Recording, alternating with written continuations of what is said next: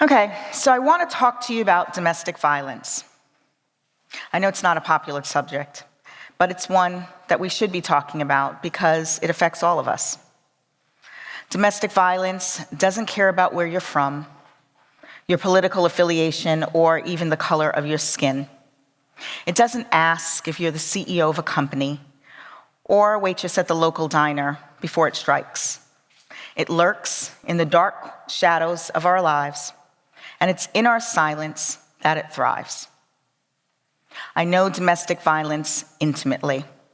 I spent 30 years in abusive relationships because I was too ashamed to tell anyone what was happening to me. A few years ago, I stared at myself in the mirror, scanning my body for bruises to take photos of. Moments before, I had been pinned to my bed by my abuser as he punched me repeatedly. I laid there praying that he would do enough damage that it would be visible. And I know that's an odd thing to say, that I wanted to be hurt badly enough that it would be evident, but I needed the proof that the abuse was real. Not to show the police or even family or friends. I needed the proof for myself because I too had bought into the lie that domestic violence was someone else's problem. And let me take you back to the beginning. The first time my abuser held me against the wall while pressing his forearm into my windpipe until I nearly passed out. The second time, my abuser picked my pregnant body up by one arm and leg and then dropped me on the floor. The eighth time, my abuser called me into our bedroom to scold me for inviting a friend over. He threw me on the bed, sat on top of me, and began choking me. My friend came in the room and tried to stop him, but he threw her into a bureau, and she wasted no time calling the police. The moment my abuser was taken to jail, I forgot all about my trauma. I was worried about him and knew that I didn't want to be responsible for yet another Black man who needed help, ending up in handcuffs. Over the next 24 hours, I pleaded with my friend to drop the charges, and she refused at first, but eventually she did. My abuser promised never to do it again, and that was a promise that I didn't know then he didn't have the capacity to keep. After a few months, the abuse would resume, and it would worsen. It happened so many times, I lost count. For my own protection, I diminished my once fun-loving personality until I felt invisible. I avoided friends and family as often as I could, and I avoided every social event until my friends stopped inviting me. I hid my shame and my pain behind a 145-pound weight gain, and I felt so lonely and so worthless that I thought no one would miss me if I was dead. Then one day, I had a conversation with a friend and mentor who I hadn't talked to in 20 years. We laughed and reminisced about old times. And while I said very little about my home life, he sensed something wasn't right with me, and he asked, "Does he hit you?" No one had ever asked me that before, and I didn't know how to respond, so I sat there in silence, waiting for him to change the subject, ashamed that I hadn't done enough to hide my secret. A few days later, my friend texted me, and he said, "You don't have to stay in an abusive situation. Don't ever forget, you're the prize. You are the prize." Those words saved my life. My friend did something no one up to that point had done. He saw me. He saw my pain, and he reminded me of my worth. And in that moment, I felt something I hadn't before. I felt hope. 1 in 3 women will be victimized by domestic violence in their lifetime. Take a minute to think about that. 1 in 3. That means if you know 3 women, then you know someone who's been abused, or maybe you are the victim. every minute, 20 people are abused by an intimate partner in the United States. And each day, there are more than 20,000 phone calls made to domestic violence hotlines nationwide. And get this, domestic violence costs a startling $8.3 billion per year. For Black women like me, the numbers are even more dire. 40% of us will be victimized. With 43 million Black women in the US today, that means 17 million women will experience domestic violence. It's because of these staggering statistics that the Black Women's Health Project has determined that domestic violence is the #1 health issue facing Black women today. Yet we're among the least likely to report. Now, the reasons we don't report vary, but there are a few recurring themes, like the fact that mass incarceration of Black men in record numbers has already crippled the Black family structure.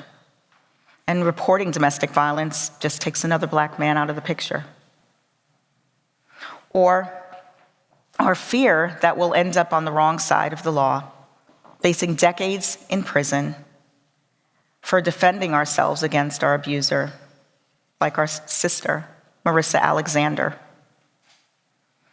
To add insult to injury, our community suffers from a long-standing history of cultural taboos that support silencing our pain. We're trained early on not to air our dirty laundry, that what happens behind closed doors stays there, and that what happens between a man and a woman, it stays between them. We've also normalized violence against women in our Black culture. Misogynistic portrayals of Black women, dating back to Blaxploitation films, still infiltrate our music and film today, perpetuating the idea that Black women are to be used and abused, expendable. I know the impact of these things all too well.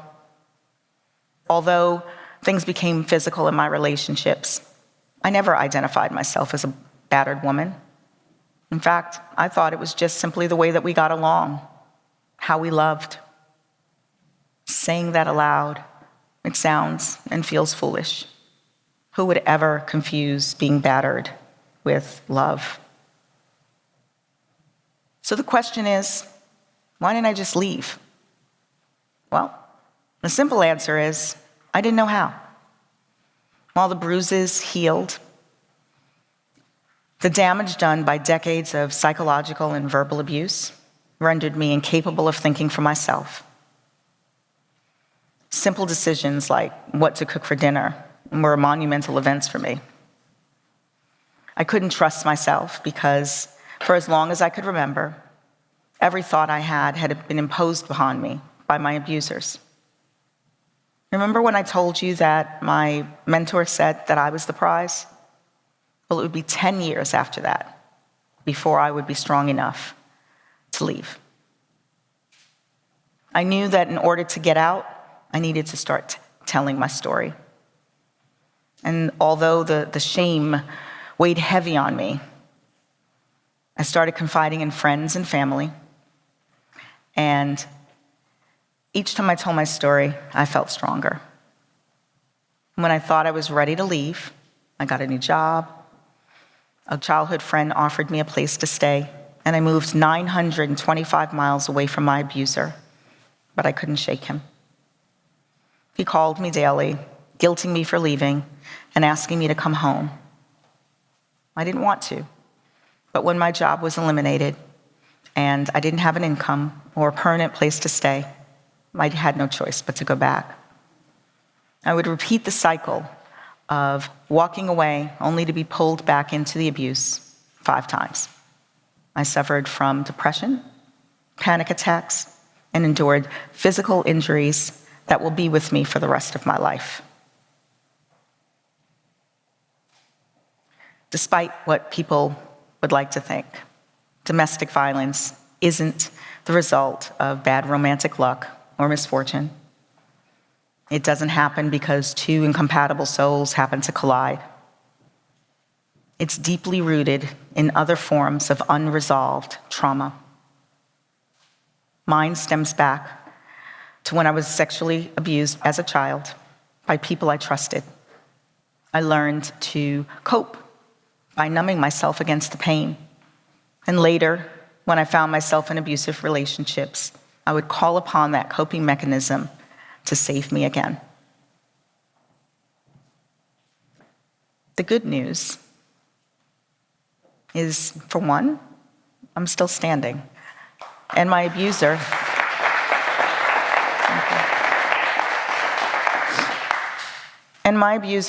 has begun his healing journey and has committed himself to helping others, other men who need healing too. I know the enormity of domestic violence cannot be summed up in a TED Talk, but I believe that this is where the conversation to end it begins.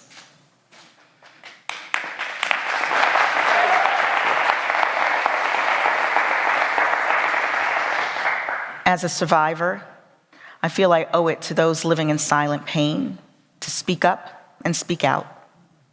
As a community, we can all listen without judgment. And we can use the resources that are available to us in social media, in the workplace, places of worship, and in our local communities to stand with the 1 in 3 and let them know they're not alone and that they matter to us. And to those who are still living in the dark shadows of abuse, hear me when I say, silence is not strength. Your voice is your power. If you think no one sees you, know that I see you, and others see you too. And I want you to know that you too are indeed the prize. Thank you.